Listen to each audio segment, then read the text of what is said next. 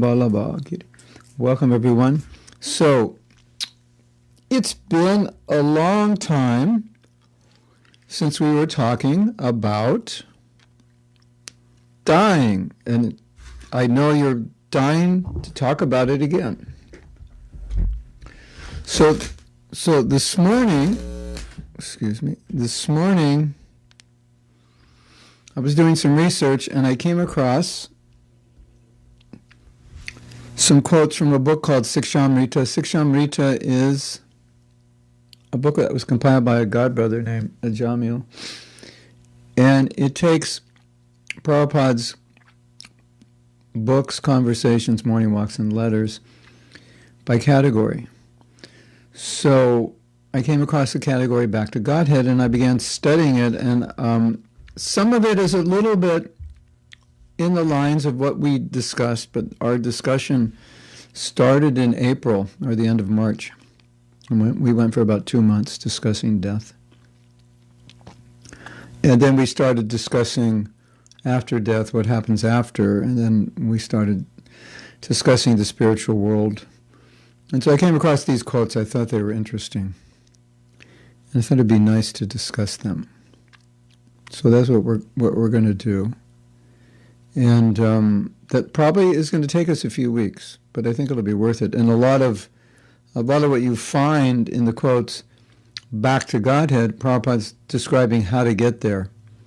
And I think it's important for us to hear, because we may doubt that we can actually get there. And then when we hear Prabhupada telling us how to get there and giving us confidence that we can do it in this life, it's very helpful.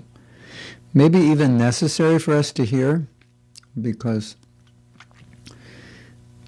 I think we may actually be doing the right thing to go back to Godhead, but we think we're not. We think, sometimes we just think we're not qualified. And that's true, but Prabhupada shows the qualification in his letters. Mostly these are letters. Something about the letters is amazing. There is what is called the Vanipedia by a devotee named Vishnumurti Prabhu, and he recently sent us some quotes from Prabhupada, or some statistics on quotes from Prabhupada on various topics, where Prabhupada talks about something, and he'll say it's mentioned like 29 times in his books, 89 times in his conversations, and 265 times in his letters. So specifically, when you're talking about practical things, you'll see it's mentioned usually 10 times more in the letters. So if you want to understand Siddhanta, philosophy, it's there in the books. But if you want to understand practical application, you'll find it more in the letters. And the reality is that Prabhupada was running his movement on his letters. That's how he was guiding. So, letters, conversations about book distribution, almost 400 references about book distribution in conversations, or a little less, and a few more in letters. In books, maybe 30. It's interesting, isn't it? And there's certain topics that Prabhupada predominantly discussed in his letters, and we predominantly know about those subjects, topics from his letters, not from his books. That's interesting. It's not a judgment. It's not a critique. It's just a statement of a reality that many practical things that we're meant to understand were not described much in the books, but described in the letters. So, a lot of what we're going to be reading today is from the letters. Hare Krishna. So, why don't we chant Jai Radha Madhava, since we haven't done that recently. And this is how Prabhupada started his classes, right?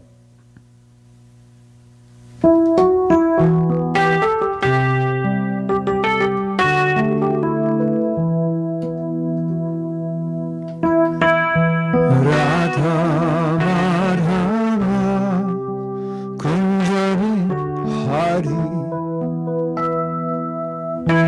Radha Madhava Kunjabi Hari Kunjani Vallabha Girivaradhari Kunjani Vallabha Girivaradhari Jishodananda Bhajajana Ranjana Jishodananda Bhajajana Ranjana Shudhanandana Bhajajana Ranjana Shudhanandana Bhajajana Ranjana Jamunatira Vanachari Raminatira Vanachari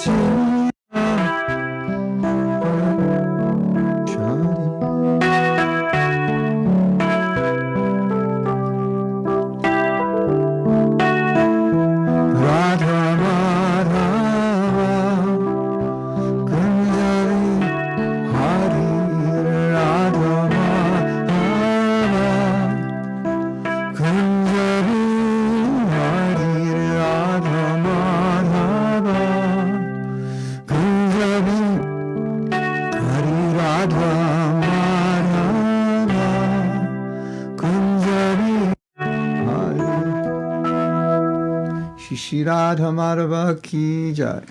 Grantaraj Srimad Bhagavatam ki jai. Nitai Go Pramanande Hari Hari Bol.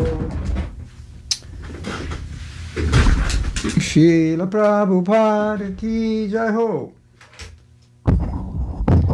So I trust you can hear me loudly enough. I'm back on my phone. We were working on the computer, but the bandwidth wasn't enough to compensate for the video camera I got, which was 1080p, and we were sputtering.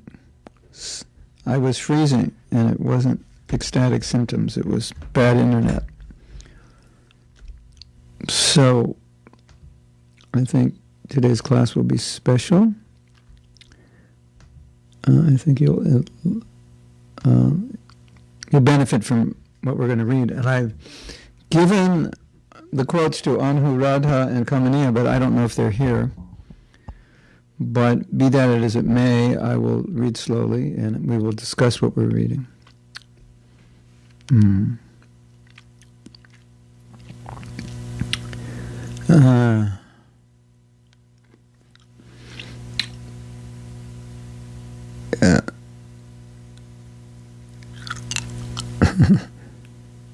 Anandita is saying, should we pray in good times as well as bad, that we can handle the good? Yeah, Brahma did that. If you study the prayers of creation, he prayed that he wouldn't become proud when he created, because that's quite a feat, right? To create universes, like you might, create some little something and become proud.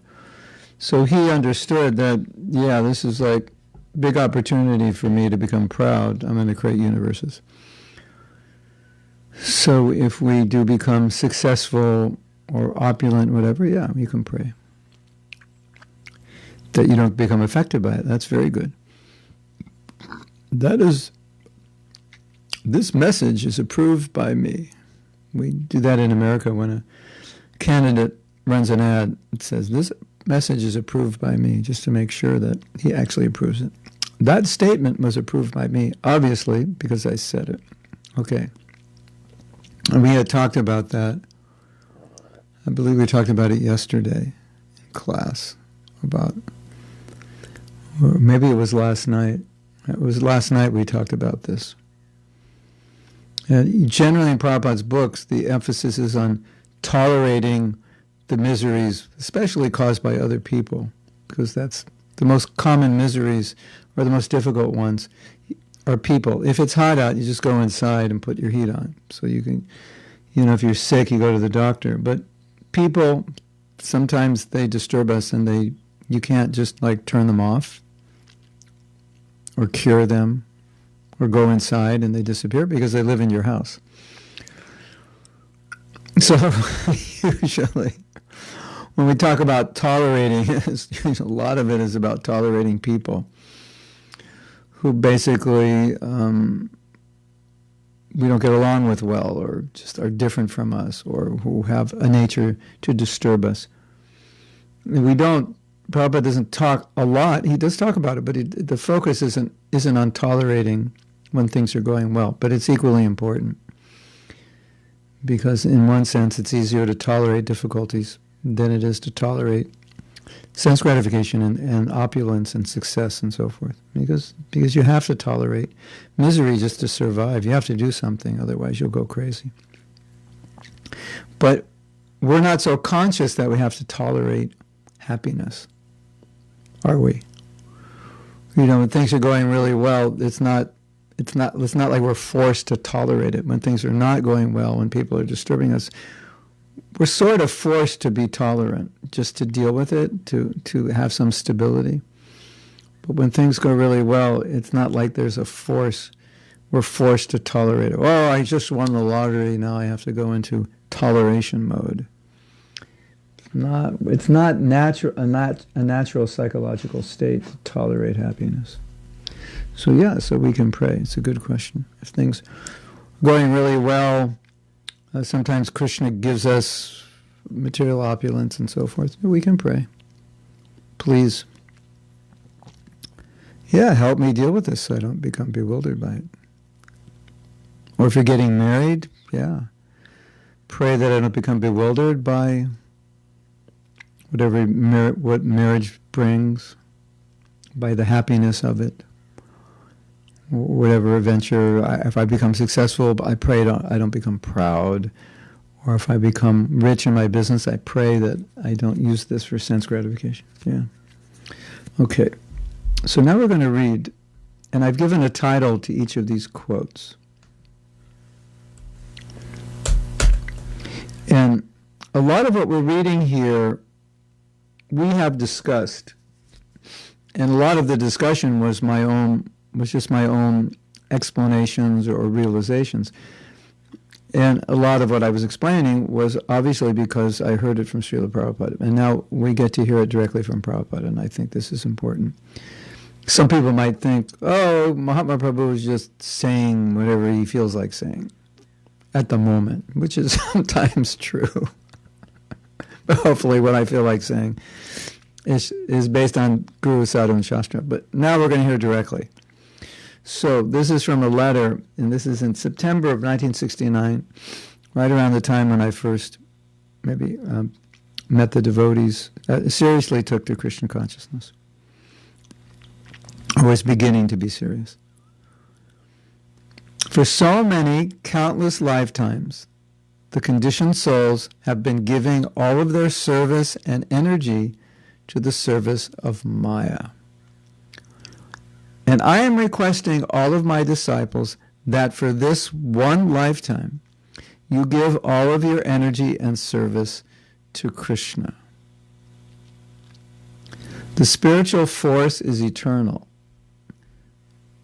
So to give simply one lifetime to Krishna is not a very difficult thing. In other words, you've had so many lives, so, it's not like, you have $1 million, give me one. Not a big deal. You've had millions of lives. Give this to Krishna. Do I have to give you that dollar?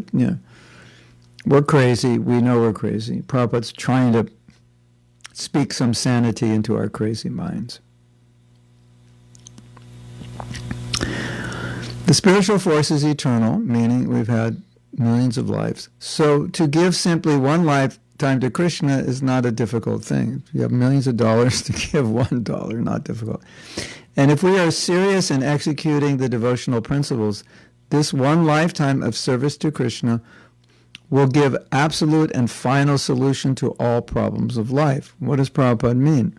He means, Prabhupada is saying, you may believe this, you may not, you may say, but where in the Shastra is this supported, and outside of ISKCON they may not say this.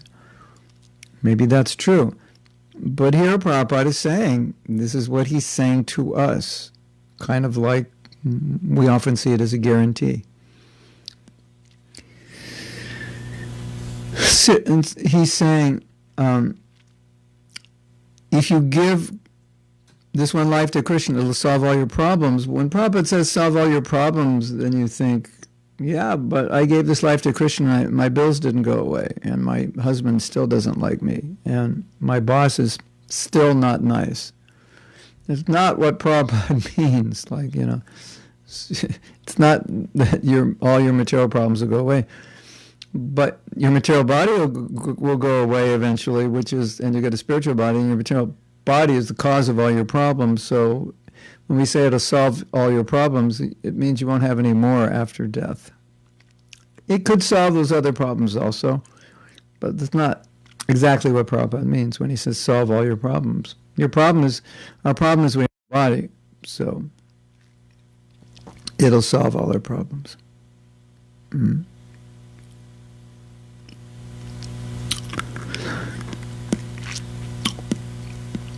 Ankush, I'll ask you a question in a minute. Or is it Ankush? Yeah. Since devotional service in even one lifetime is sufficient to make one eligible to return to the Vaikuntha world permanently.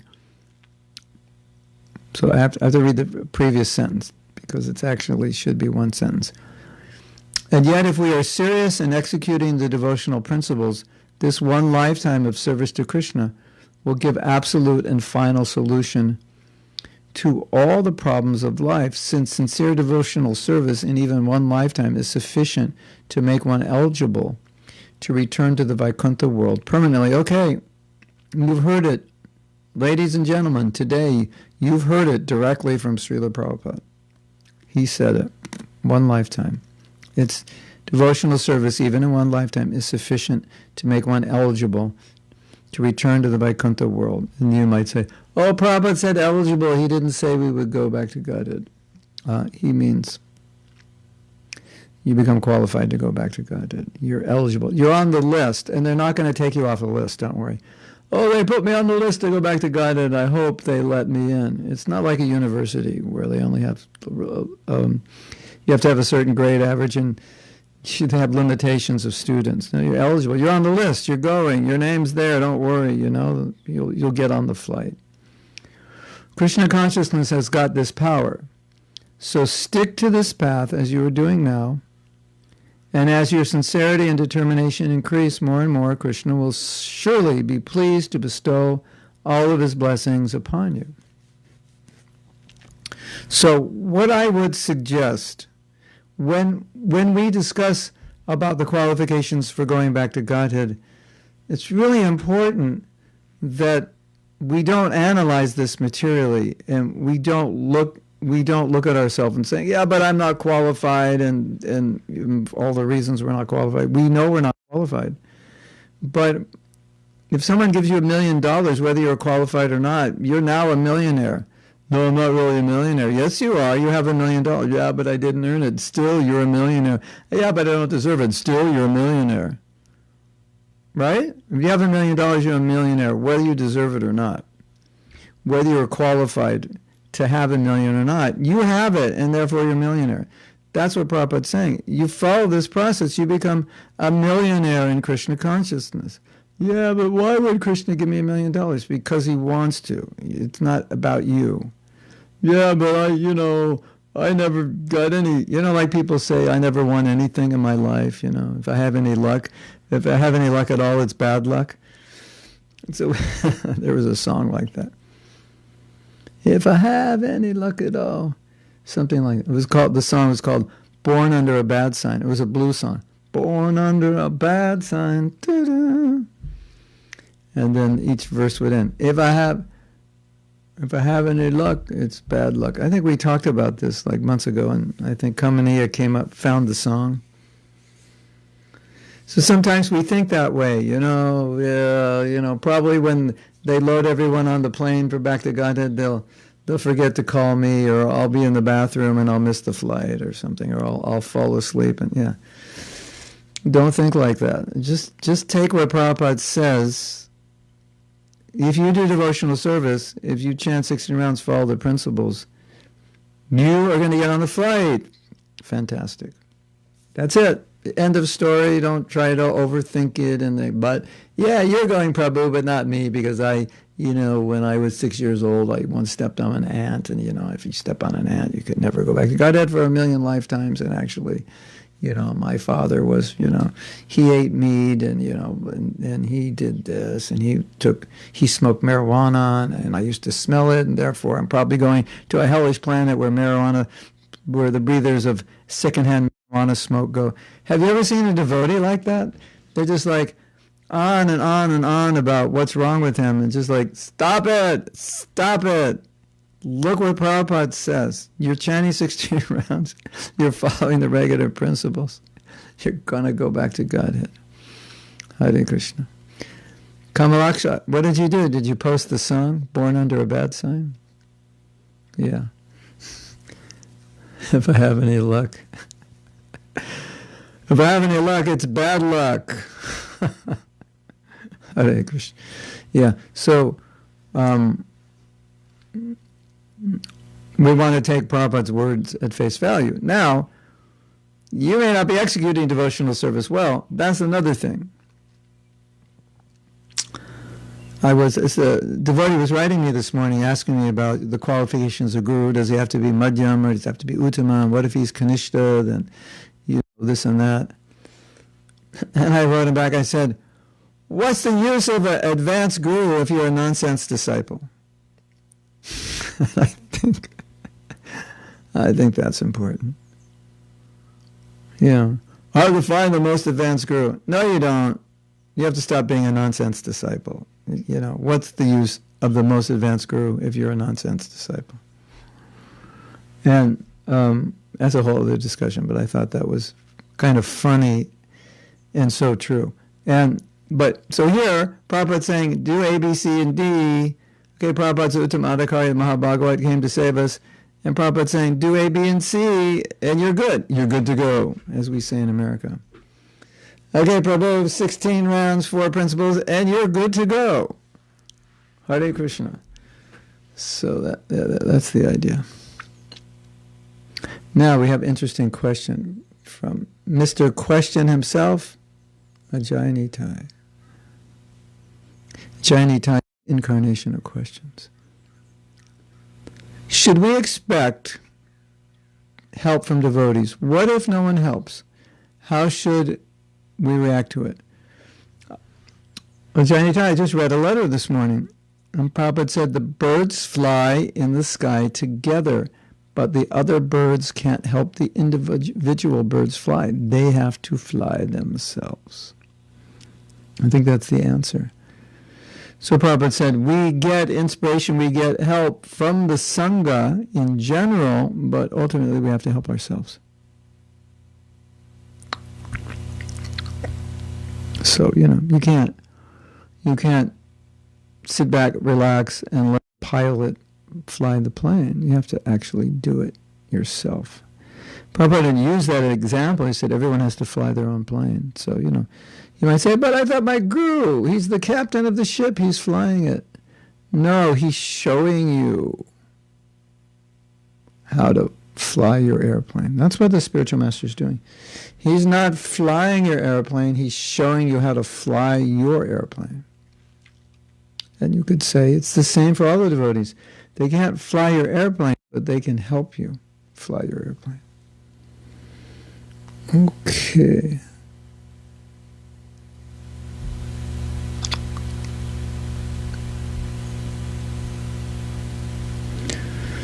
There were demons well versed in the scripture. Yeah, that's the advantage of Vedic culture.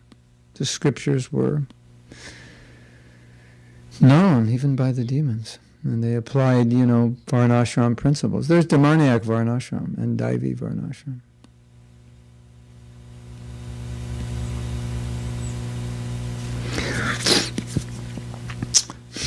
Krishna Karshani says, how to balance between being optimistic about going back to Godhead and being real about our advancement.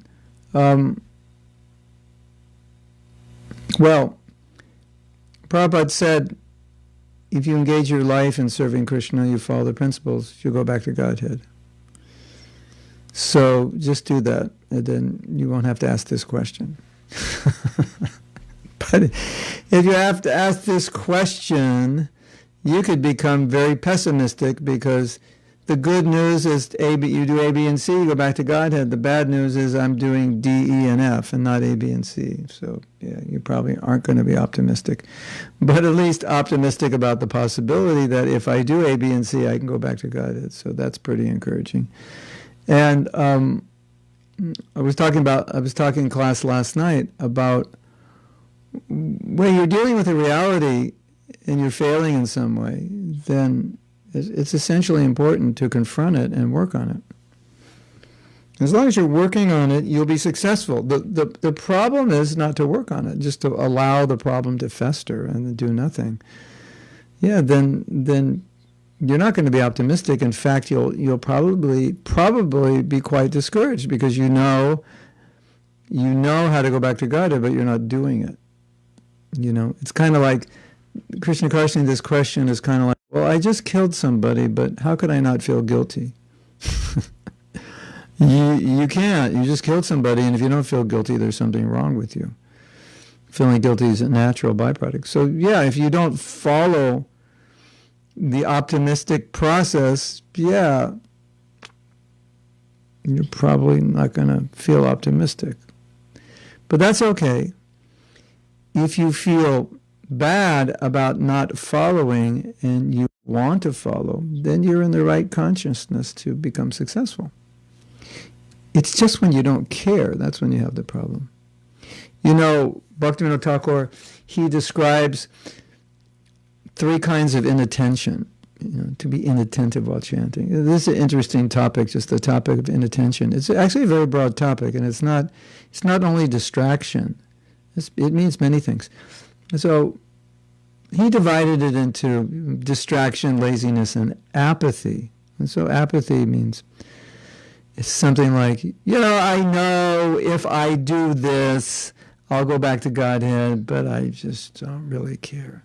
That's apathy. So if there's apathy, pretty much that's the death knell. You're not going to be successful.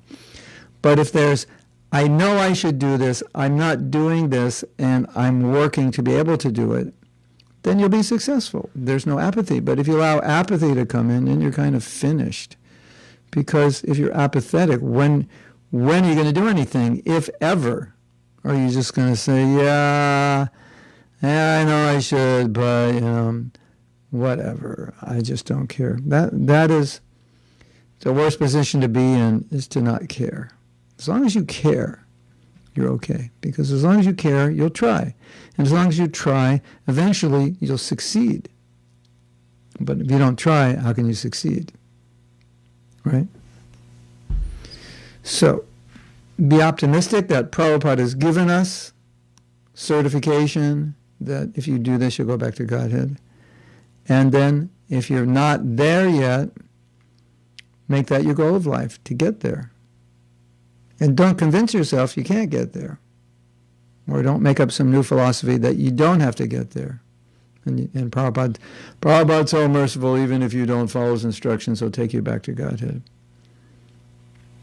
Well, I can't say that's not true. I just can't support it by anything Prabhupada said. It's like the Ritvik say, well, we're initiating you on behalf of Srila Prabhupada. You're his disciple. And I can't say that Prabhupada isn't going to accept them, but I can say he never said that's the way to take initiation. So it's a similar thing. And you can't say you won't go back to Godhead. It's just Prabhupada didn't say that's the process for doing it. So it's a bit of a gamble, right? Prabhupada loves me. He knows how fallen I am. I did a lot of service. Yeah, it may be true. I don't want to say it's not true, but all I can say is it's not the way Prabhupada chalked out the path. And so if you don't follow the way he chalked it out, it's a gamble. You don't know.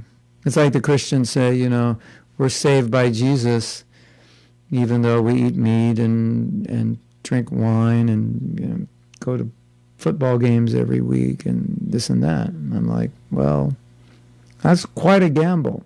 That's a real stretch of his instructions to take it that far. I wouldn't want to take a chance with my eternal life. I'd rather just do, or at least try to do as best I can. You see, Krishna Karshani, the wonderful thing about bhakti, and this is so important, is that trying is almost synonymous with succeeding. Because so many of us try and then we don't do as well as we'd like to, or even as well as we should, and so we fall short. But we're trying. And so that's what's important, and that's what Krishna sees. And obviously, if you keep trying, you will succeed, and Krishna will help you because you're trying. So it's not that you have to be perfect right away, but you should try. You should be trying to achieve perfection. Okay, I'm optimistic about going back to Godhead. If you look at me, it doesn't seem to be that I'm qualified at this point, but I'm going to do everything I can according to where I'm at now, with the power I have, the advancement I have, which may not be sufficient at this point, but still I'm going to, whatever I have, I will use as best I can to try to come to the standard that Prabhupada wants me to come to. And as I often said, what more can you do than try your best? Sometimes trying your best is not always perfect. But do everything in your power to follow. Do your best. And we're all on different levels and we're all different people. And Krishna appreciates that. It's like that story. This is such an interesting story. You've all heard this story.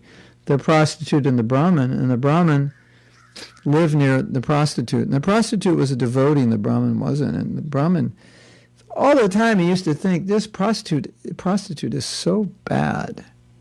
Look at this occupation. The prostitute was actually a devotee, and sometimes circumstantially, it's hard for us to understand. But in a different social structure, you're born into a certain varna, a certain occupation. You have certain limited facilities. And so sometimes devotee women ended up in the profession of prostitutes, as inconceivable as that sounds. And she felt really bad that she had to do that, and she always prayed to Krishna, please forgive me, this is so bad. To make a long story short, she went back to Godhead, and he didn't. And the reason was she was always thinking, Krishna, I'm so bad. And he was always thinking, Krishna, she's so bad. Maybe he became a prostitute in his next life because he was meditating on the prostitute. Who knows? But he didn't go back to Godhead, but she did. So I think that's a beautiful story because it shows that sometimes your regret for not being perfect and your effort, which is not making you perfect, is in a sense your ticket back to Godhead because you're doing the best you can. You can't do any more than the best you can. And so, Krishna, I just want to please you, but look at my situation. Like sometimes devotees, they become quite upset because they find themselves in a situation where circumstantially they have a job that's taking a lot of time, or a job that's difficult, they really don't like it, or they may have a difficult family situation, maybe one of the kids is having problems, physical or mental, or the relationship with their spouse isn't good. And it just seems like an impossible situation to be Krishna conscious. But they just pray, Krishna, please help me. And they do their best. And it's not always about what you produce, but it's more about doing your best. So I think that is the best way to approach our shortcomings. Not say whatever, or become apathetic, or just give in to it, this is how I am. And no, but we try to overcome the shortcomings. And gradually you'll overcome them. And the good news is, as you get older, it gets easier, because your passions subside when you get older. So you can all look forward to getting old. And getting old in Krishna consciousness is way better than being young, because when you're young, your senses are so strong. You think, oh, I have all this energy to serve. That's great. But, how much energy do you need? You don't actually need all that youthful energy. Us old guys are also serving all day. Yeah, maybe more writing and preaching, more sedentary. But that youthful passion is a real struggle. So you can all look forward to getting old and decrepit. Then it'll be much easier for you. It's true. Krishna's arrangement. Okay. So that was a long answer to a short question, but an important question. This is from Christe, I sometimes tend to overcomplicate things, and I forget that we only have to follow 4 principles to chant 16 rounds. I seem to expect more of myself in Krishna consciousness than I'm able to deliver at this particular time. Yeah. So if you listen to the class we gave on Monday, we talked about this.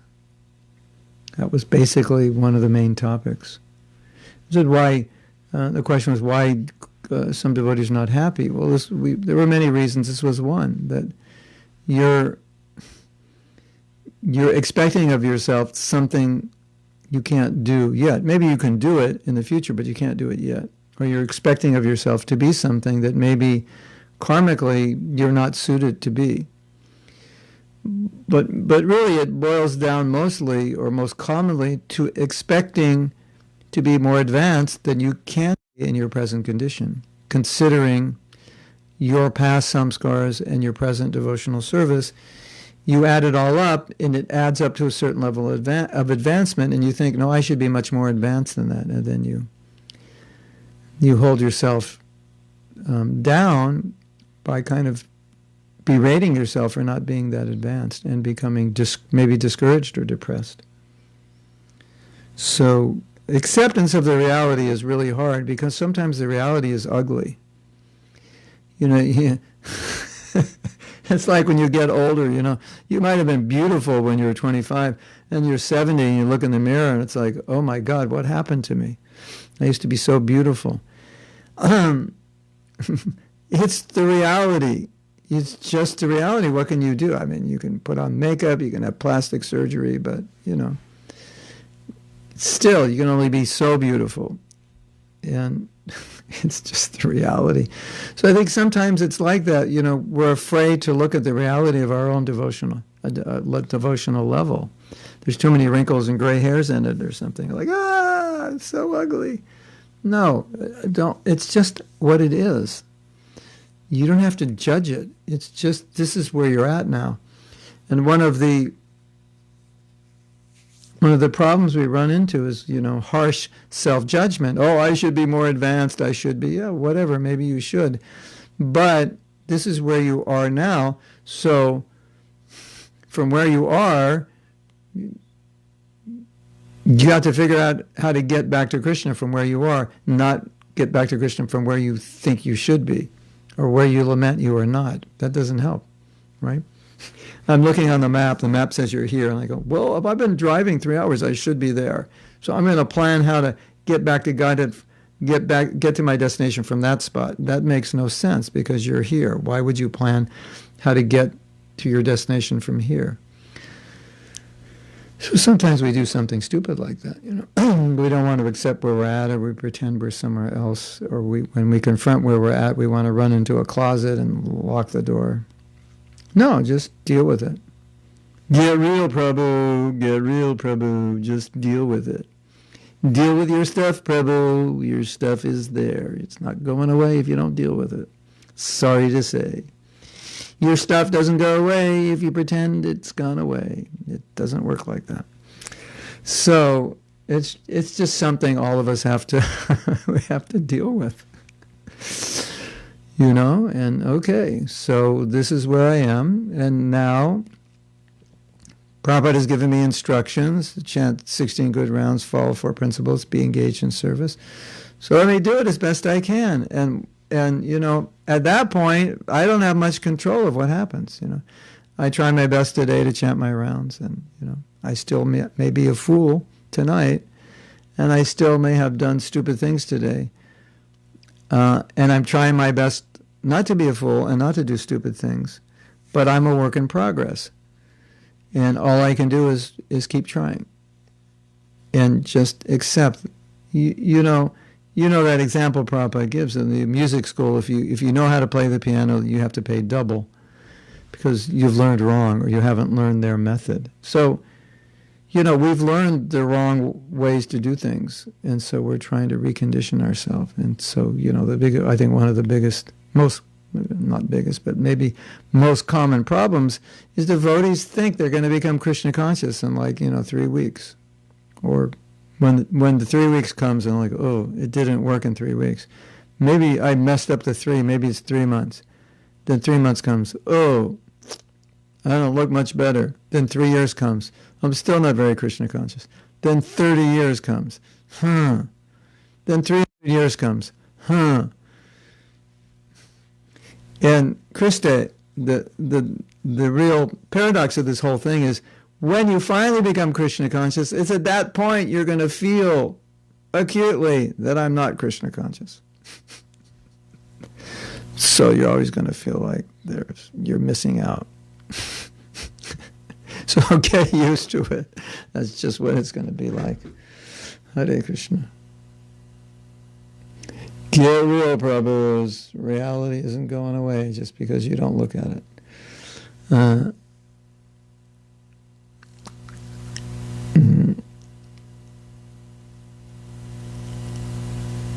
Yeah, Christy understands. What is the level of the best we can? Well, you have two things. Jyotirmayi, Devi, Dasi. You have two things, your effort and your level. You have a lot of control of your effort, but your level is a byproduct of your effort. And that is a more complicated equation because it takes into consideration your past samskaras, your past devotional service, your past karma, the age at which you became a devotee, the sins and mentality you have, sins you've committed, the mentality you have as a devotee, your understanding of Krishna consciousness, the kind of association you get. So many factors will factor into your advancement. And those things are products of your efforts. So you have control of your effort. And you should know if you're making your best effort. And then after you make your best effort, just sit back and say, okay, I've done my best. I can't do anything else. Whatever else happens that's up to Krishna. But really beautiful, beautiful idea is Prabhupada once said, don't try to make advancement, just try to please your spiritual master. Because, Jyotirmayi, there's a trap. And the trap is, I'm trying to make advancement. And in trying to make advancement, believe it or not, I could end up disobeying my guru. Oh, I'm not going to go out and preach because I want to make advancement, so I'm going to stay home and just chant 128 rounds today and read the other few hours that I'm awake. But that's not the order of your guru. So sometimes we think, I'll do A, B, and C to make advancement, but the A, B, and C is against the order of the guru. So that has happened to quite a few unfortunate devotees. And so we don't want to make that mistake in the name of, I need to make advancement. And so if we just try to please our spiritual master, we just try to please Prabhupada. In that sense, you don't really have to worry about your spiritual advancement. It's taken care of.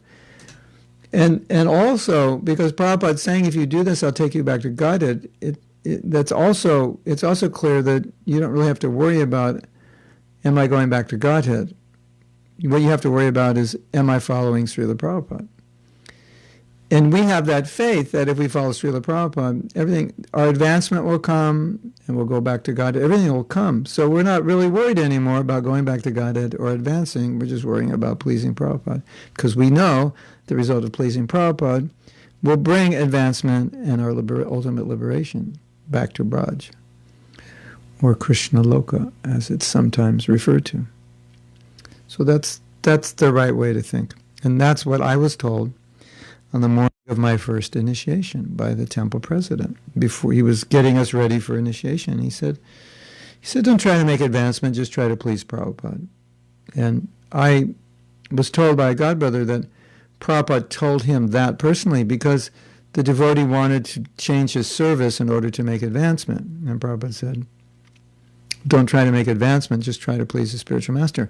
And ironically, what happened is that eventually he did change his service, and the result of that change was he went down very quickly in Krishna consciousness. I mean, he's still a devotee, but he was a sannyasi. He gave up his sannyas and so on, kind of moved outside of ISKCON and gave up his service. And that was a consequence of him leaving Prabhupada's service, and Prabhupada didn't want him to leave it because he felt that that was not a conducive, as funny as it sounds, not a conducive situation for his advancement.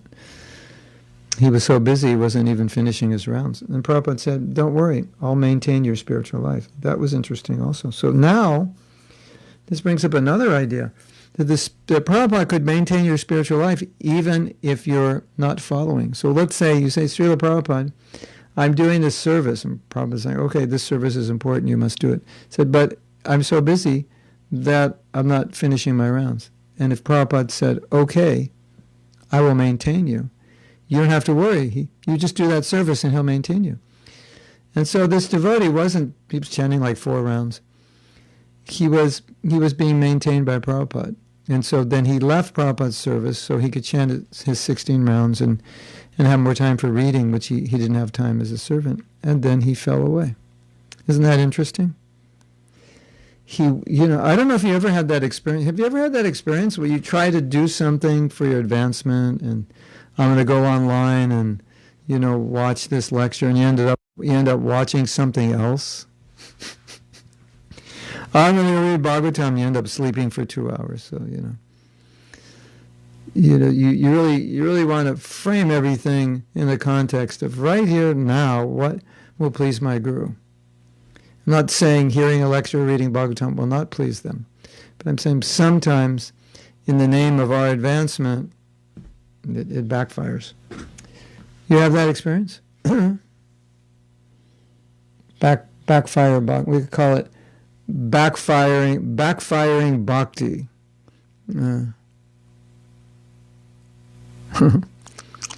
Billy Lynn says she felt older before. Yeah, I also feel that. I don't feel like I have gotten older. I joined when I was 19, and I'm still 19 because I'm still doing the same things. I think my mind's got a little older. Of course, my body looks older, but I don't really feel that much different. Looking forward to getting old. Okay, we'll entitle this class, Looking Forward to Getting Old. And Vijay Lakshmi saying, you don't want to get old, your body's going to hurt, you lose energy, you don't feel well, you're all alone. Or maybe she's going to say, yeah, getting old, fantastic. Your body breaks down, you become detached, nobody cares about you, they don't bother you anymore. Maybe she's going to say a little of both. Sadhyarupa says, I think the way I work on a problem is put all my effort in ignoring. Yeah, that's Sadhyarupa's signature strategy for working on a problem. Why don't you write a book, Sadhyarupa? 3 steps to ignoring a problem. But, you know, there is some truth to this. Because sometimes if you ignore a problem and you go more into Krishna consciousness, the problem will go away. There's a story. A devotee met Prabhupada to speak about a problem, and Prabhupada said, let's have a kirtan first. So they did a kirtan.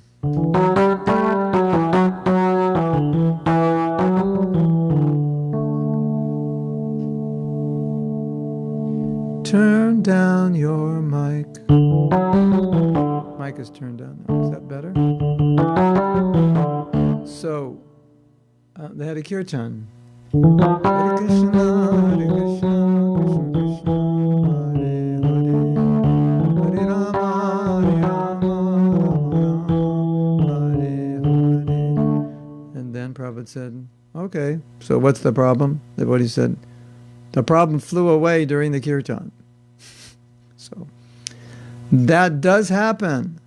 I don't want to say it doesn't. It does happen. Not all the time. Sometimes your kirtan's not good enough, or sometimes the problem is, it's like, my car got in an accident, so we had kirtan around the car, and the fender didn't fix itself. Maybe my chanting's not pure. I have to chant more purely. Sometimes, devotees say, the holy name will solve all problems. Yeah, I don't know, qualified all. I chanted all 16 rounds in front of that fender, and it didn't fix itself. And that's a problem, because it's going to cost me $500 to repair it. I have a tree in front of my house, and I don't have any money, and I chanted 16 rounds in front of that tree, and it didn't grow money. Actually, it grew rupees, but rupees aren't worth anything, so I was kind of depressed. So, you have to have a qualified, chant Hare Krishna to solve all your problems. But we will say this, that if you chant Hare Krishna, you probably won't be bothered by the fender that's banged up or the tree that doesn't grow money. That we can say. That's something to consider. So, but it is true that some problems, they exist solely within our consciousness on the material platform, and by being more Krishna conscious, they go away. Go away means they never existed. They only existed in your mind. So if you have a problem and the problem goes away and nothing happened, nothing changed, it means your consciousness changed. So you don't see it as a problem.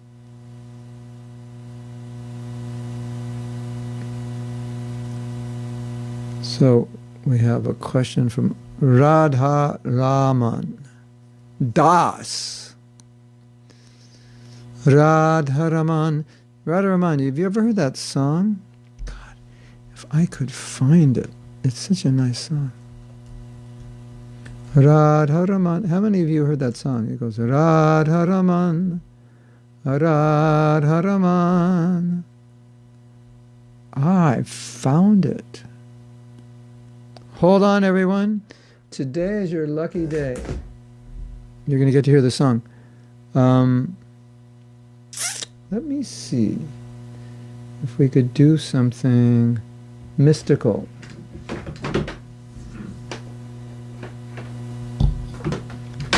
I don't have the cable to do it mystical. I don't have the cable right in front of me. So I'll play it through my speakers and you'll hear it. Because Radharaman's asking a question. It continues, but... So, if you've heard that song before, just like put a hand up or a smile or something. And if you haven't, I could post that on Facebook. Radharaman, Radharaman. One. We have one who's heard it. Radharaman, Radharaman. Okay, so Radharaman's asking a question. We were celebrating your name.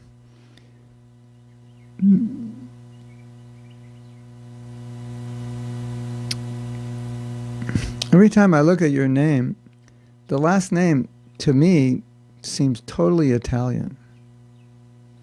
Limbaccia, doesn't it? It is. His name is Nikhil Limbaccia. I am from Italia. That's interesting. Maybe the Aryans were in Italy or something. The Gujaratis invaded Italy, or the Italians invaded Gujarat.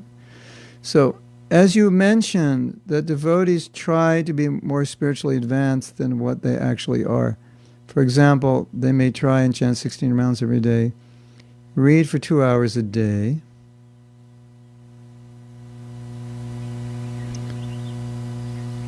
whoops.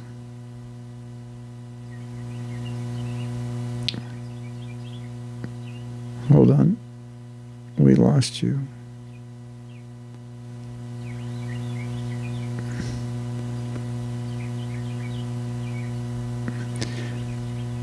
The moral of the story is, don't use your left hand to hit that little more button.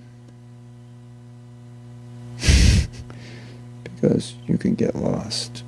So, the more button has taken me to the bottom, because I missed it. So I'm going back to find.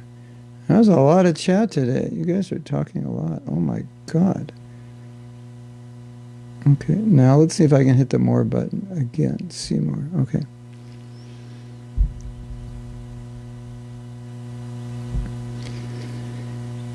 As you mentioned, that devotees try to be more spiritually advanced than what they actually are. For example, they may try and chant 16 rounds every day and read for 2 hours a day, serve 7 days out of the week. But then, da-dun-da-da, but then, what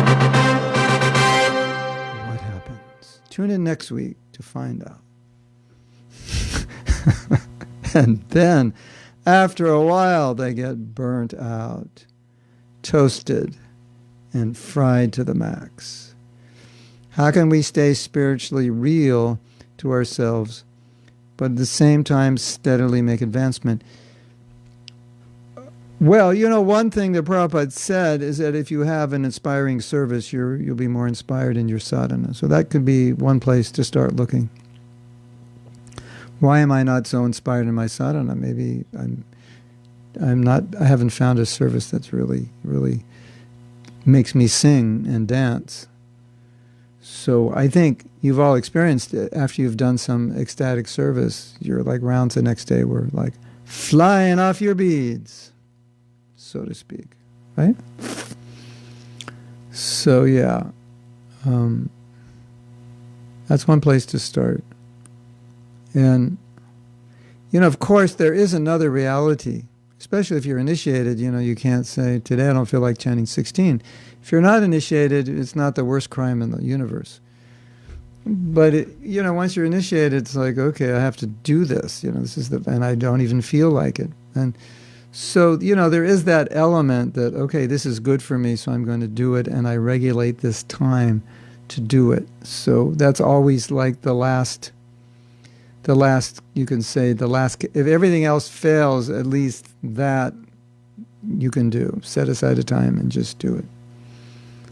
And it also may be that you need to read in the association of people who are relishing more than you relish, and you need to chant with people who are relishing more than you're relishing. So that could be something that could help.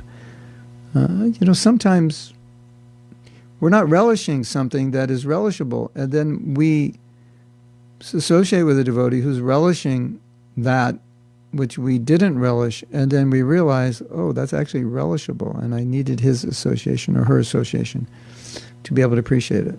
So that's a starting point. And as I've often said, if you continue in the process, even by force, and you just stay, at some point, taste is going to develop. Because the way it works is that whatever stage you're on, there are stages ahead of you.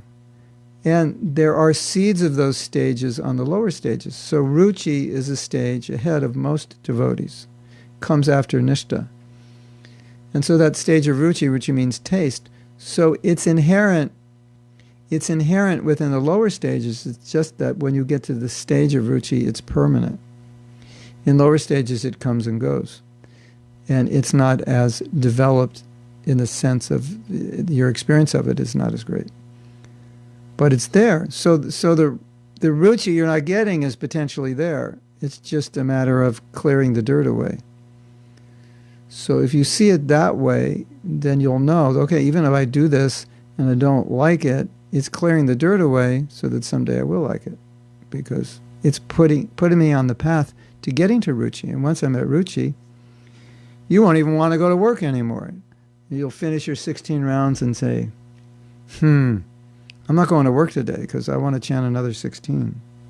I can't do it. I just can't go. Of course, that's a problem, it's a good problem. You have so much taste, you don't want to do anything. Of course, if you're married and have responsibilities, that's a challenge you'll have to deal with. But that's a good problem to have, I think, as long as you can manage it well. Okay, Sangita says, it's not always easy to ignore the problems which arise from family. Yeah, because they're right in your face. I think sometimes people wish they had an app, and when the family members just creating disturbance, you just hit the app and they just evaporate. And they end up somewhere else, and you go back to work. But we don't have that app, so it's not easy.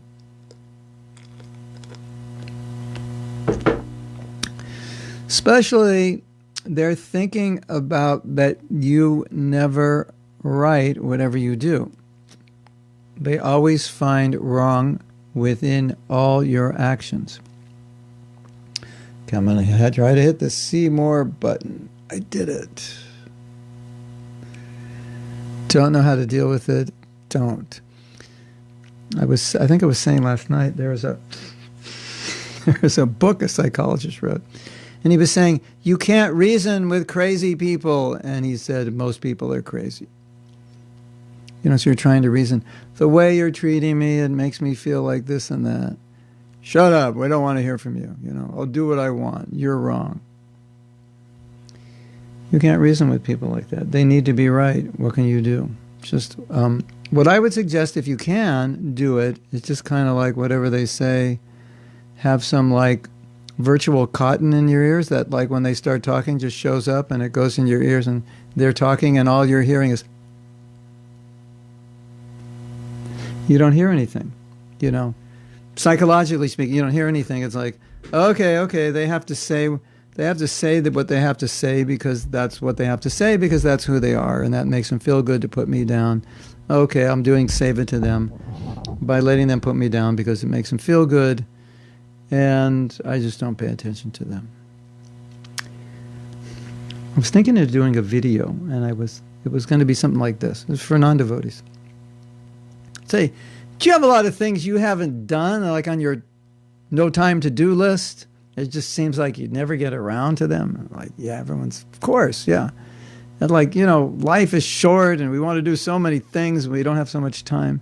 And they're like, yeah, everyone's, yeah. I say, so do you have time on your to-do list to add something else? And I go, I don't have any time. You have time for resentment? Because it takes a lot of time to resent somebody. You have time for that? I mean, aren't you busy enough? Maybe you could just take that off your to-do list, save some time. So, Sangita, you have time to get upset about what people who have emotional, psychological problems who need to put others down. You have time to get upset about it? I don't think so. Let them do what they do and just kind of like, whatever. I used to work with a devotee, and periodically, you could probably put it on the calendar, something would happen where he would blow up, the top of his head would kind of, smoke would come out, smoke out of his ears, out of his eyes, over something not really very significant, not worth blowing up about. And he would say all kind of nasty things and blame me for being the cause of the problem. And then like 3 days later, he would apologize and said, I shouldn't have said that. So it was a pattern. So whenever I got the email from him where the smoke was coming out of the email, I was just like, okay, I'll wait for the email in 3 days that says I'm sorry. I just like, I learned to adapt it. We had once a leader who kind of went into tantrums, periodically.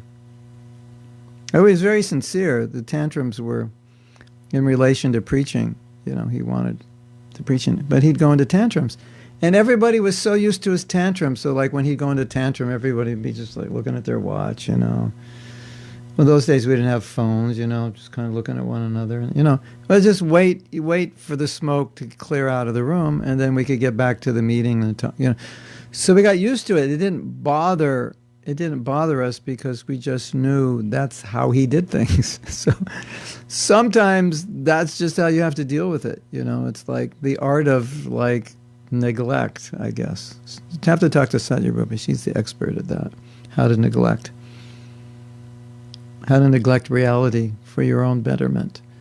So, but sometimes it's true. Sometimes it's bad to neglect reality, and sometimes it's a survival mechanism. It's just whatever, It's like you go out on book distribution. Excuse me, sir, get out of my way. Excuse me, sir, get a haircut. You just shaved up that day, and they're telling you to get a haircut. Excuse me, sir, get a job. Excuse me, sir, I'd see you again, I'm going to spit on you. You're like, and so you're like, okay, those guys are not too happy. They may be these people must be having a bad day today. Maybe their wife got on their case and now they're taking it out on me. That's how we thought. Either they're just nasty people or their wife said something nasty to them that day. We didn't generally have this problem with women. I don't ever remember a woman.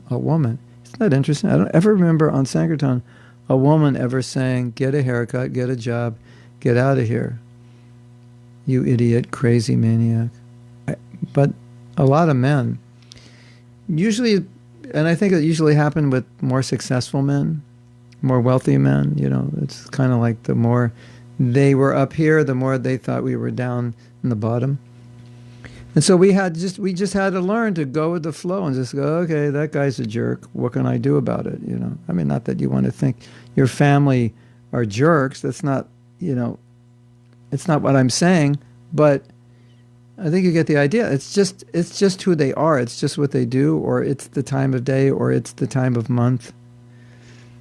Astrologically, it's, this is a bad time for them, or physiologically, it's a bad time. Because if you're living with them, you have to develop a strategy to not be affected by things that would normally affect you, that they do. Otherwise, your self-esteem will get eroded if you listen to them. But if you actually understand it's coming from their low self-esteem that they need to put you down, you go, oh, the problem is there's something wrong with them, not with me. But to say that there's something wrong with me makes them ignore that there's something wrong with him. Oh, okay, I get it. That's why they're doing it. Okay, it's not about me, it's about them. And then you resolve it. So you have to resolve it in some way. Figure out how to, understand what's going on, and then just like, okay, in 3 days I'll get the email, the apology, or whatever. They're not going to apologize. They're going to do it. He does it every Friday at 10 o'clock. Okay, it's Friday at 10. He's going to do it again. Okay, cutting in the ear. He does it. You're like, yeah, you're absolutely right. Yeah. There's one. So anyway, the point of this book by the psychologist is like, you can't reason with people who are crazy. And he said, most people are crazy. At one point or another, they say or do something crazy. And to try to reason with them, it's the worst thing you can do, because you can't. So sometimes you have to just go, yeah, you're absolutely right. I'm just a stupid idiot. I wish I wasn't a stupid idiot, but I am. Bad karma for you that you married me. It's like, sometimes it's all you can do. So you tell your husband, boy, you have some bad karma. You married me. I feel sorry for you. It's actually what he suggested. I only read a few pages. It's actually what he suggested was responding something like, yeah, you got me for a wife. That's really bad. I feel sorry for you that you have to be married to someone like me. And he said, that's how you have to deal with people. And then they start, it changes them. They start feeling bad for you. I'm so bad. I'm so rotten. It's so fortunate you had to marry me, blah, blah, blah. Interesting, right? So we have from KB Garner. As someone who is rapidly approaching old person status, this was good to hear. When my bones ache, I'll remember that sitting gives me more time to read, hear, and chant, and write. And you don't have enough energy to think about Maya too much. Because when you're that old, even if you think about Maya, you can't do anything about it. You can dream about Maya, but you don't have enough energy to do it, or enough interest in it to get off the chair and do something. All glories to old age. You're all going to love it. It's fantastic. Krishna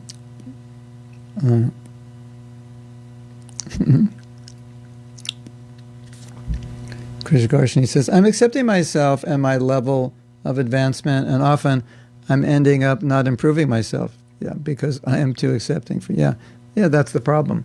So that's the wrong understanding of accepting. Accepting myself means accepting the reality of where I'm at. It doesn't mean apathy.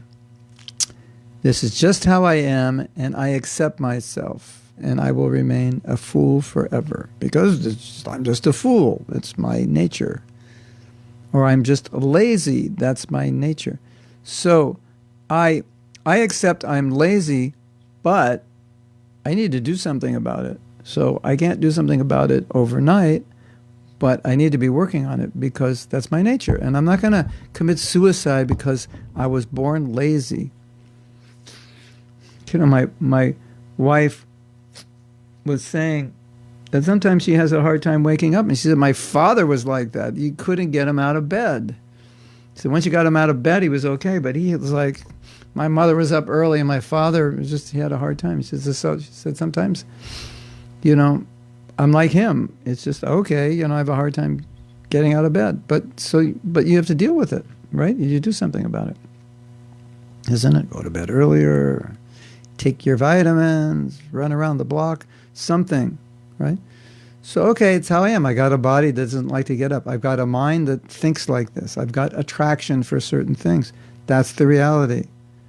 I accept that. I'm not going to kill myself because this is how I am, but I'm going to do something about it. So accepting doesn't mean I don't do anything. If I don't do anything, it's a mode of ignorance.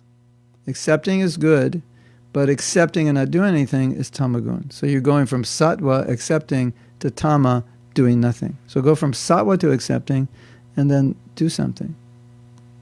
Solution. Be solution-oriented is really important.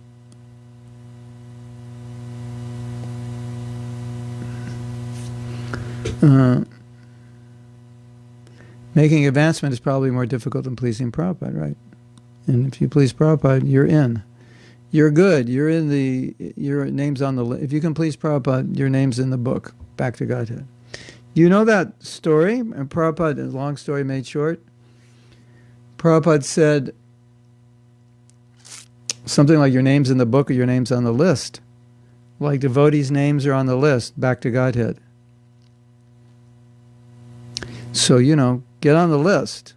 And once you're on the list, you're in. You just do your best and you'll be on the list.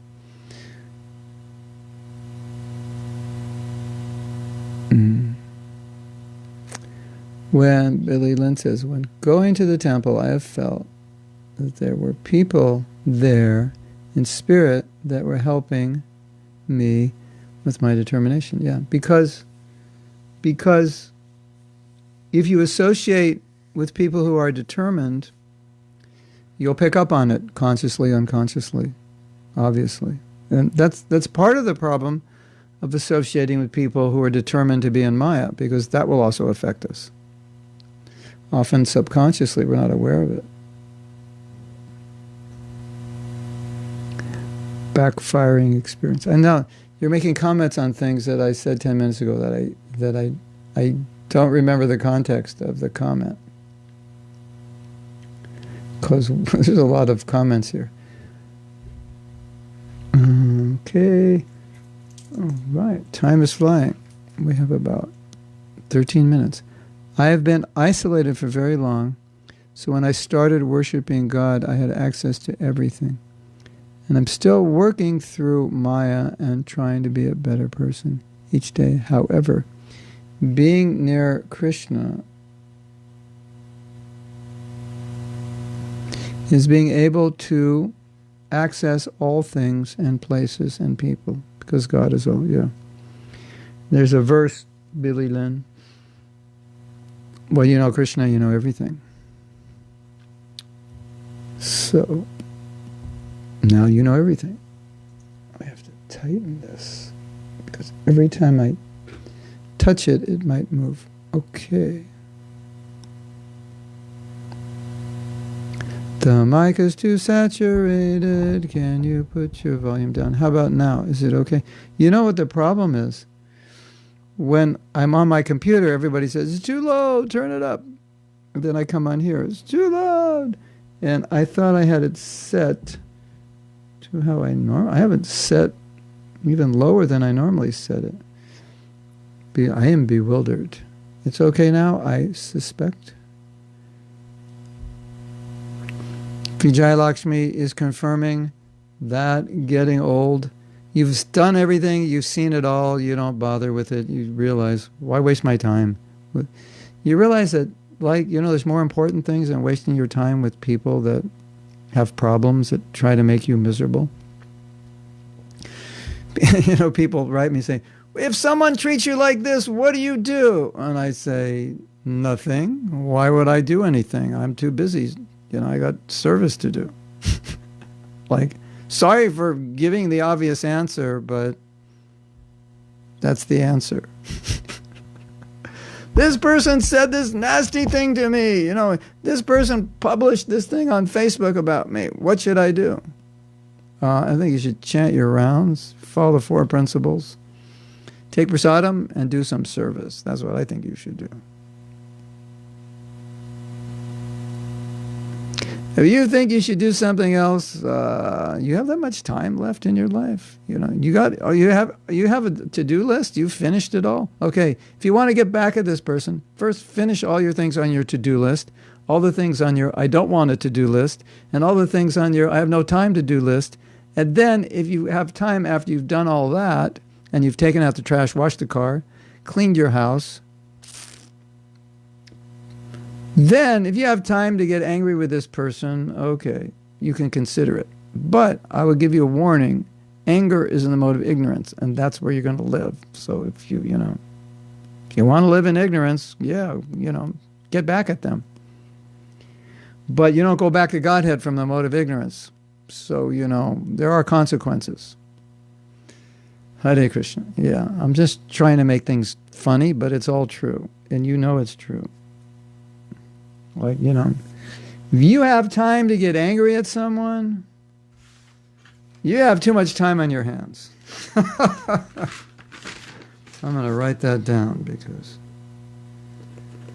if you can remember that.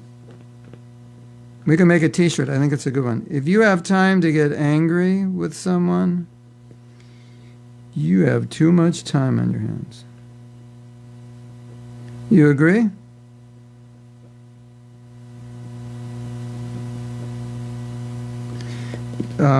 Sangeeta, there's also, because I'm remembering her question, there's also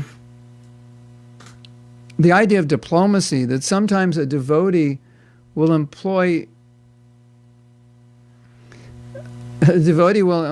diplomacy just to pacify the situation. Like, a person could be doing something completely wrong, and the devotee knows, I'm never going to convince them that they're wrong, because it doesn't matter what they do. They always think they're right.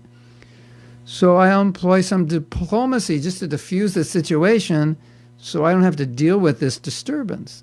yes, you're 100% right. I'm always wrong. I know that. There's something wrong with me. I always was like this. I always did everything wrong.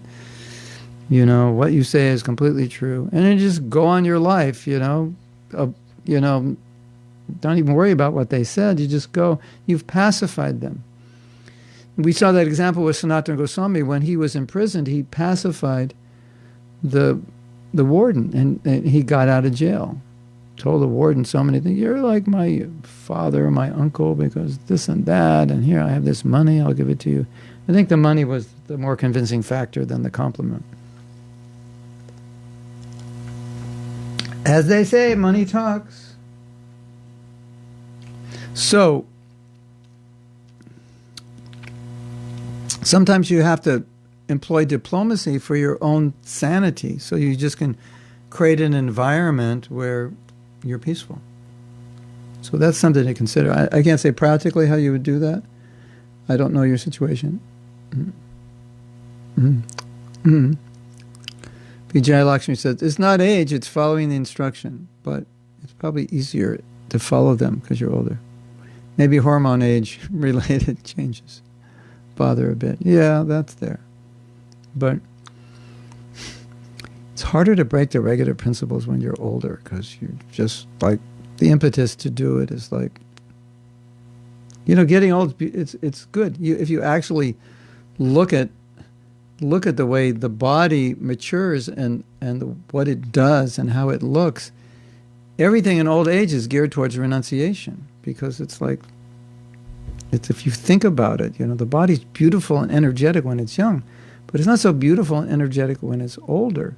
And that's because old age is for renunciation. And so, it helps you become renounced because as you get older, you're 60, 70 years old. Well, the members of the opposite sex are also 60 or 70.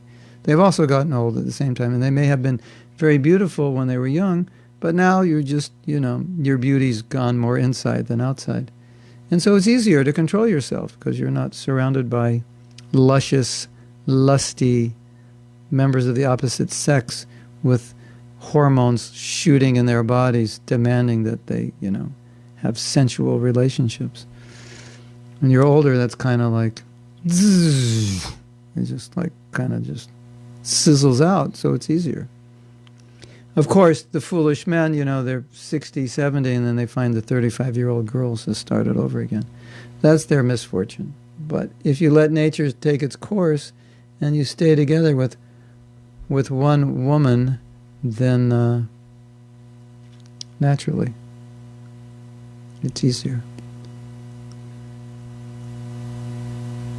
KB says, I was like this for a while too. I found that what worked for me was setting goals for weeks or months down the road and committing to them. I accept myself where I am now, but I also know where I am going. Perfect. I accept myself where I am now, and I also know where I'm going. And I know where I want to go, and I'm working to get there. Perfect. Haven't heard this song before. Okay. So, I will have to send this song. I'm going to do it right now so I don't forget. To Radha Priya. And I will ask her to post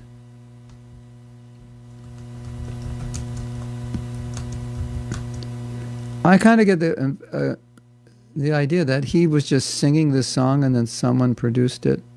I don't know if he was in the studio.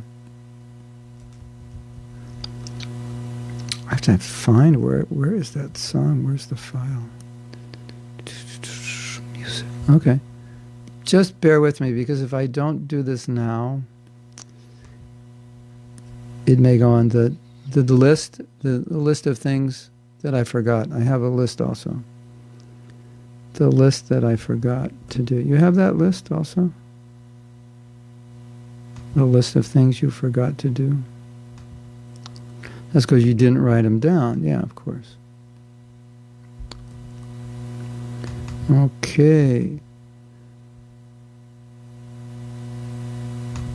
The song is now going to Radha Priya, who will post it. Maybe this should be the theme song for my daily class. And when we begin, we have a logo and we have this song. What do you think? Get pretty fancy, right? Okay. Shyamanandini, is it possible that by being more Krishna conscious and chanting and hearing, it can help us get more clarity on what to do with our problems? Definitely. Definitely. And you can pray to Krishna for guidance when you're chanting. You can just throw it out before you chant. You say, Krishna, I have this problem. I'm trying to solve it. Just throw it out and then just chant and forget the problem. And then you'll be amazed at what's going to happen. Wait for a miracle, Shyamanandini. Christy says, seems to have some bachata air to it. Yeah, I don't know what he was saying in that song. Vijay Lakshmi, you know what he was saying in that song in between the Radha Raman? It must have been Hindi, right now?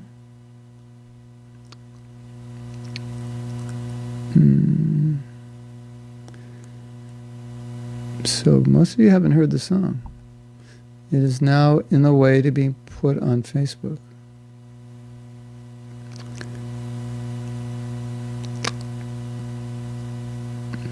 Gujarati recital? Was he speaking Gujarati? No.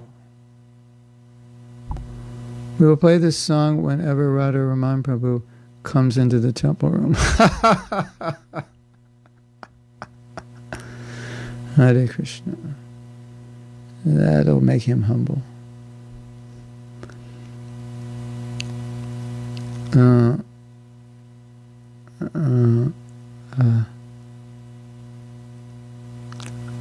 don't. Some of the comments are glorifying me, and I can't read them because I feel awkward reading them. I mean, the others can read them, so I skip. You know, whenever you say, "Oh, Mahatma Prabhu," this, that, I just skip over it. Excuse me for that. I feel really awkward reading it. It sounds like I'm like tooting my own horn. Okay, this drink is a probiotic drink that my wife makes by putting fruit and tea and I think some kind of kefir culture, and it sits for a few days and it starts to fizzle. One day she made it for too many days and I said, I think I'm breaking the regular principles now. I think it became alcohol, although I didn't get intoxicated. So that's what it is. It's kind of like a kombucha, like a relative to kombucha. Probiotics.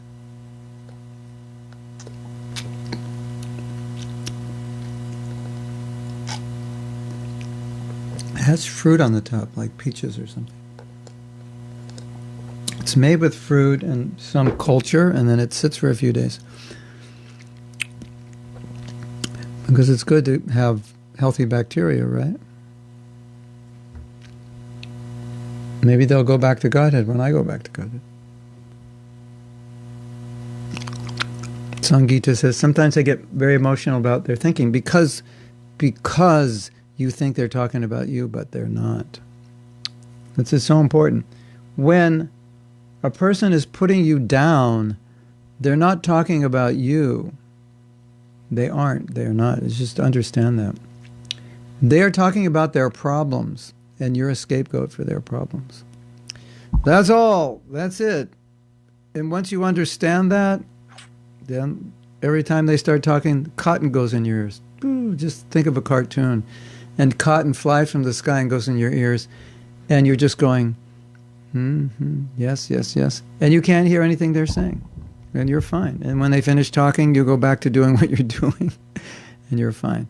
So it's psychological cotton. If you can develop psychological cotton, that would be fantastic. And understand. You know, I've talked a lot, Sangeeta, I've talked a lot about this in different classes. About what a disease it is to need to put somebody down. That means your self-esteem is like, minus 108 if you need to put other people down to feel good. Isn't it? Does that make sense? Well, what do you do to make you feel good? Oh, I just put people down. It makes me feel fantastic. I feel great. I feel like $1 million when I put people down. It just makes me feel so worthy and valuable to the world if I put people down. Hare Krishna. Maybe we need a cartoon book with all these odd things going on. And what does an elevated person do? He pushes people up, carries them up, praises them, appreciates them. So if someone needs to put you down to feel good, hello, Sangita, that person is like on the chart of 0 to 10 in self-esteem, they're minus 108. It's true. And if you understand that, it'll help you a lot.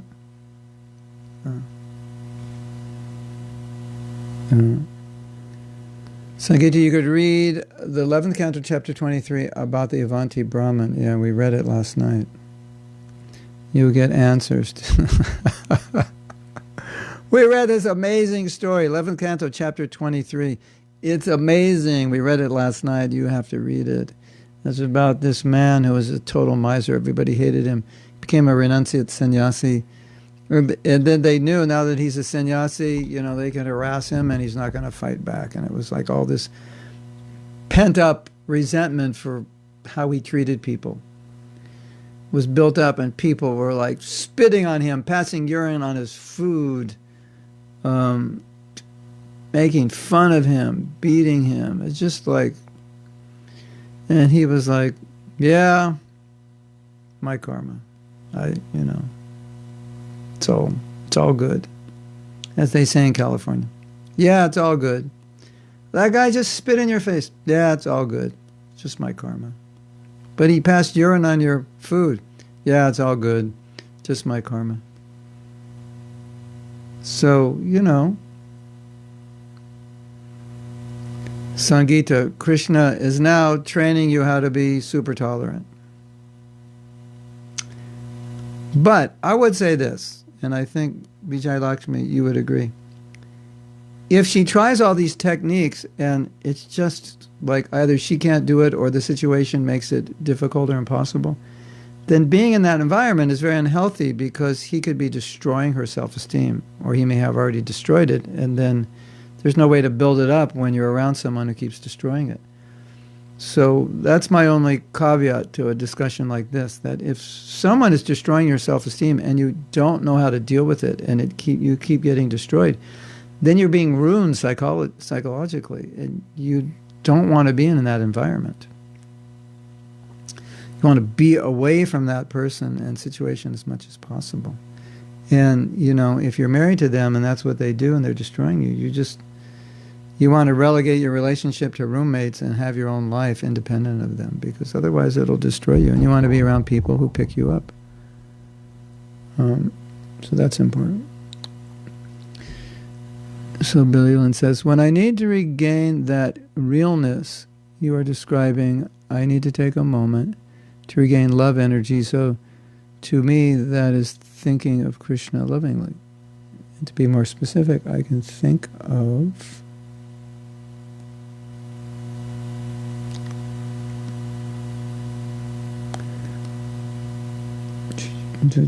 that's a long one.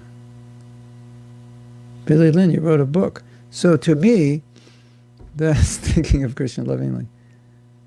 And to be more specific, I can think of a time in my life when I felt the most loved, or I can think of a memory where things were bright and beautiful, and then I can meditate on that being a gift from Krishna. Nice.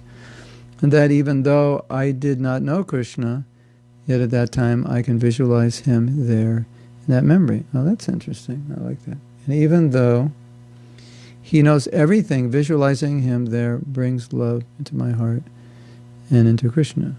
Krishna loves you. And it can rewrite my entire list of memories. Wow. because I bring my greatest friend into the memory. Fantastic. Everything wonderful that's ever happened to you, Krishna was there, and also all the other things that weren't wonderful that brought you to Krishna, he was there. So it's all love. I'm too wrapped up in what I can't do that day. Say I'm really not feeling well, or I'm sick, or things like that. I can still do service in my mind, yes. We're designed to love Krishna. It becomes less mechanical when we are in love, yeah. I hope I am not an initiated.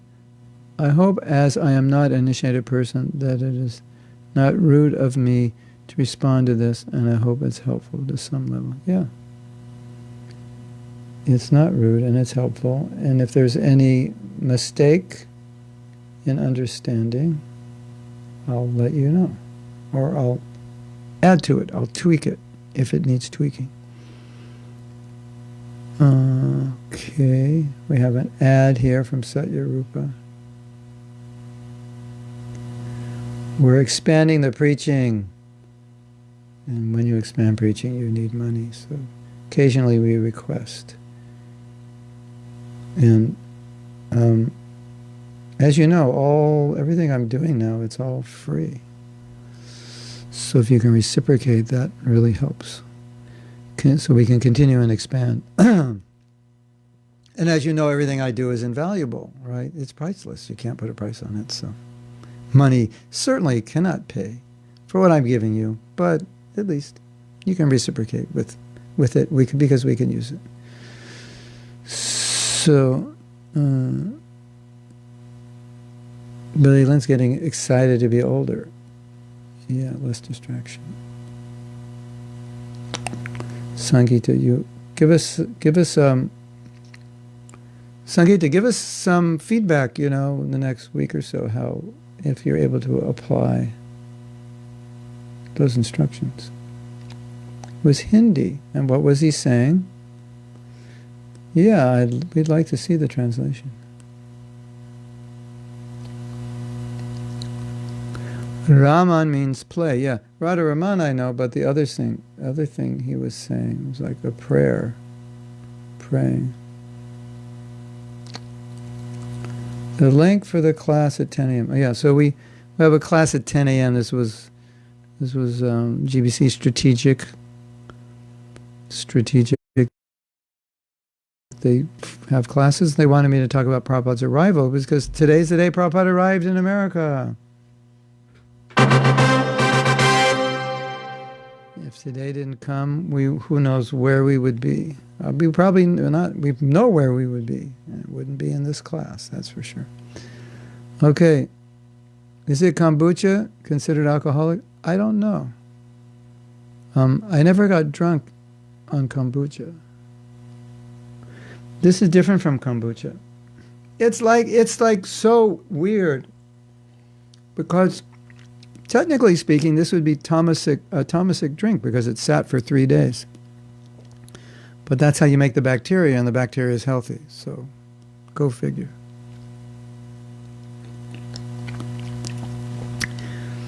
And you're all saying, no, today you told so many jokes. It must be that drink. It actually is alcoholic. Otherwise, why did you tell so many jokes? You were so funny today. Yeah, maybe. All right, okay. So now you have to see the difference between my classes when I drink that drink and I don't drink the drink. And if I'm super serious when I don't drink it and I'm funny when I drink it, then maybe it does have alcohol in it. But that's the only way we can prove it because it doesn't taste like alcohol to me. Psychological cotton. Yeah, that's it. Psychological cotton. That's another one. I like it. I'm going to make these, I'm going to make some videos for non-devotees. We need some short videos. So that'll be one of them, psychological cotton. If you didn't tell me, Christy, I would have there's just so many things. I say so many things, and I'm not even conscious entirely what I'm saying because I'm going to the next thought. So after I say something, I'm already on the next thought, and I don't realize sometimes that I say something, oh, that was a good one. That would be good for a talk or something, because I'm on to the next thought. And if you pick up on it and feed it back to me, that helps me. Yeah. Yeah, any of you read the 23rd chapter of the 11th canto. It's amazing. Billy Lynn says, I dealt with this before, living with someone who was trying to destroy my self-esteem. This is a challenging thing to deal with. Maybe Billy Lynn and Sangeeta, you could talk about it, how you dealt with it. Yeah, some men, it's like they get their power from making women feel like they're stupid or something, you know. That what? We're getting close to the translation. Okay, you're gonna count the number of my jokes in the classes where I don't drink and I do drink. And then we're gonna see. We'll call it the joke drink. Okay, so Radharaman in every town, nation. It's Radharaman. What a wonderful thought. Bhakti in the whole of the world. Wow! Wow, what a song. Radharaman, Radharaman, Radharaman.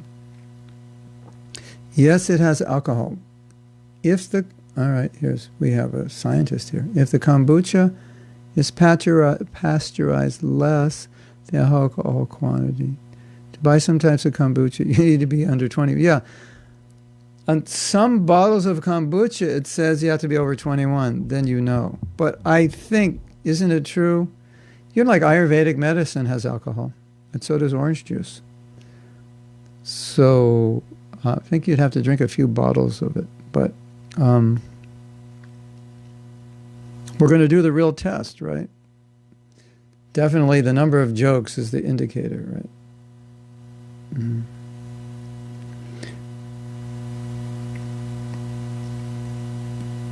Suffering caused me to worship Krishna.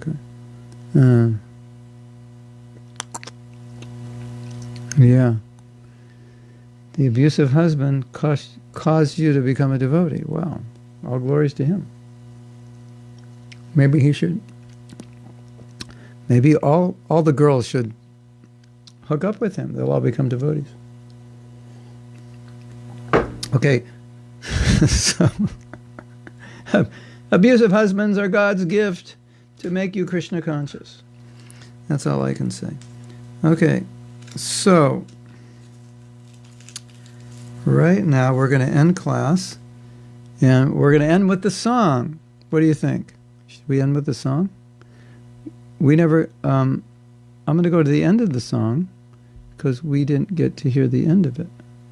Right? I faded the song out towards the end. So we're going to see if I can bring you up to the end. And we'll fade out with the song. Hare Krishna. Okay, we're gonna end class. Thank you for coming. And if you like, we'll see you at 10 o'clock. Talk about Prabhupada at 12 o'clock. We're going to have japa.